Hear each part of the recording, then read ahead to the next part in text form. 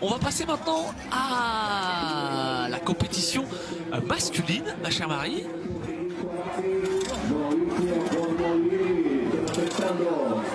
Alors oui, en effet, dans un instant, eh bien, on va avoir le plaisir de voir rider Sylvain Dufour, notre Français, l'athlète de Sainte-Marie-aux-Mines, qui a 36 ans.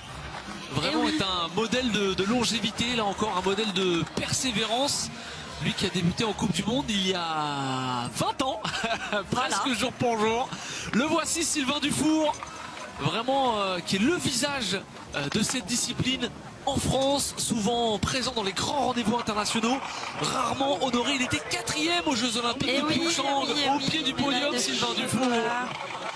Voilà, mais à 36 ans, toujours présent pour un athlète vraiment qui a un dévouement à sa discipline, qui a une histoire oui, puis qui a fait l'histoire de ce sport aussi. Allez, c'est parti pour Sylvain Dufour. Allez, Sylvain. Il est opposé au sud-coréen Lee Sang-ho, vice-champion olympique à Pyeongchang. On va essayer d'être très propre, de prendre le plus de vitesse possible, de rester bien à plat sur sa board sur les premières portes. Et puis voilà, là c'est mise en action. Voilà, il arrondit bien, il essaye de... C'est très propre, c'est très propre. On sent une envie très appliquée. Voilà. Et il est devant pour l'instant, Sylvain Dufour, de quelques centièmes. Et ça va passer en quart de finale pour Sylvain. Très belle première manche pour notre Français. Impeccable. Je vous parlais d'une histoire de dévouement, d'une histoire de longévité. Pendant très longtemps, Sylvain, il parcourait l'Europe, le circuit Coupe du Monde, tout seul, dans sa voiture. Il faisait 30 000 km tout seul. Oui. L'hiver, il était une véritable agence de voyage à lui tout seul. Il s'occupait lui-même de tous ses hôtels, de tous ses billets d'avion, parfois. Parce que c'est vrai que c'est une discipline qui est un petit peu en retrait aujourd'hui au niveau de la fédération. C'est qu'il est isolé, quoi. Il est tout seul, il n'y a pas de relève. C'est un petit peu le dernier des Mohicans, Sylvain Dufour. Très clairement. Et qu'on aura plaisir à voir pour ses 8e championnats du monde du 1er au 10 février à Park City.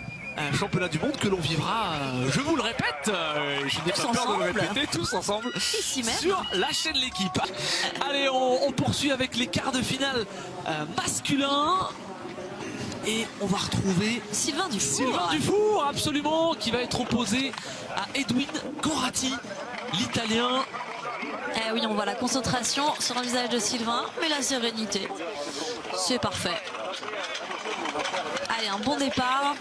Là, ils doivent s'arracher au départ. Vu que c'est plat derrière, le départ est vraiment important. Il faut vraiment mettre une grosse intensité. Allez, c'est parti. Allez, Sylvain Dufour, c'est parti pour le Français qui est dossard rouge sur le tracé rouge à la gauche de votre écran. Voilà, bien appliqué. Il a pris un petit peu de retard là déjà, 18 centièmes, petite erreur malheureusement pour Sylvain. Ouais, mais il reste au contact. Il a un style très rond, très en douceur justement, jamais heurté. Alors voilà, tant qu'il reste dans son style et qu'il fait sa ride à lui, je suis pas trop inquiète. Regardez. Allez, Sylvain Dufour, ça peut passer sur les dernières portes. Il a pris beaucoup de vitesse, Edwin Corati, qu'on sent beaucoup plus dense musculairement, beaucoup plus trapu, et qui sur la fin de ce tracé a été beaucoup plus rapide. Je sais pas, je le regardais même pas. Je n'avais d'yeux que pour Sylvain. Je suis très chauvine. Et puis j'adore Sylvain, c'est un chouette jeune homme. Franchement, quand on vous raconte ces histoires d'un garçon qui parcourt 30 000 km par an, c'est un petit peu le Rocky du snowboard alpin, Sylvain Dufour. Bon, malheureusement, ça ne passe pas pour notre Français en quart de finale, mais il est évidemment parmi l'élite mondiale, Sylvain, et on va le retrouver pour ses 8e championnats du monde qui auront lieu dans quelques jours à Park City.